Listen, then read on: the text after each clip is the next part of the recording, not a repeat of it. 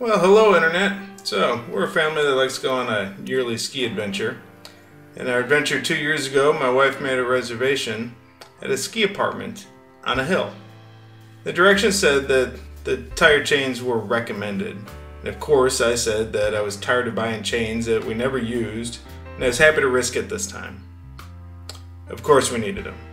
We had to leave the car at the bottom of the hill and dig it out the next day in order to go buy chains. So obviously, wife wasn't happy with me.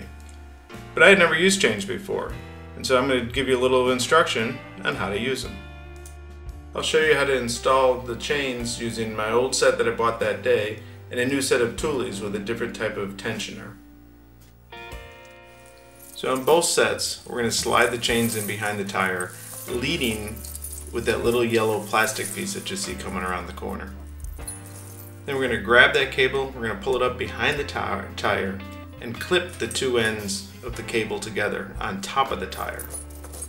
We're going to pull the chains around the tire from both sides, get them nice and loose, let them hang in there, make sure that they're not tangled.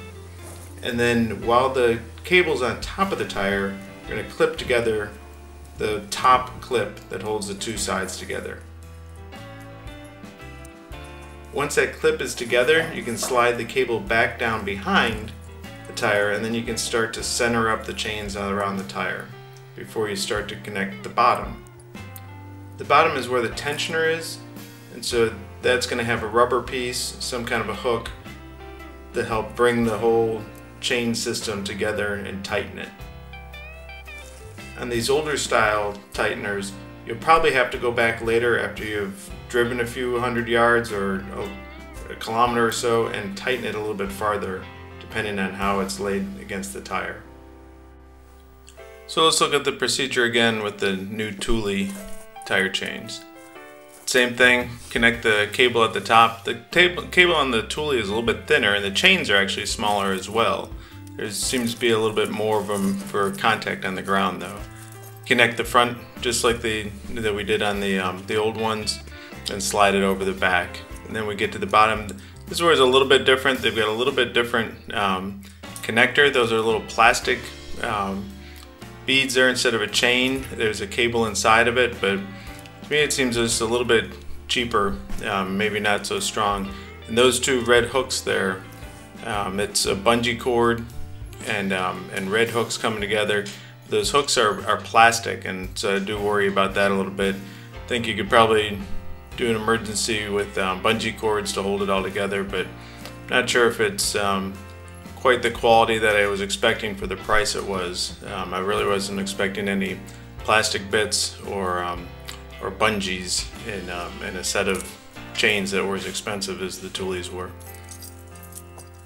And of course, unmounting the chains is just a reverse of putting them on. Normally takes just a couple of seconds. Slide it off, and then you can kick it around the tire again. Once you want to put it back in the case, you'll double up the cable. Then as you put it into the case, kind of spin it down. Then it'll sit in a little bit better.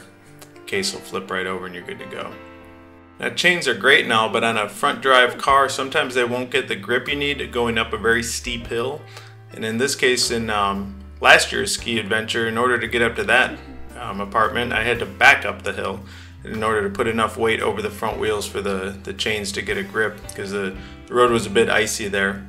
But in the end though, it was a lot better than walking up the hill.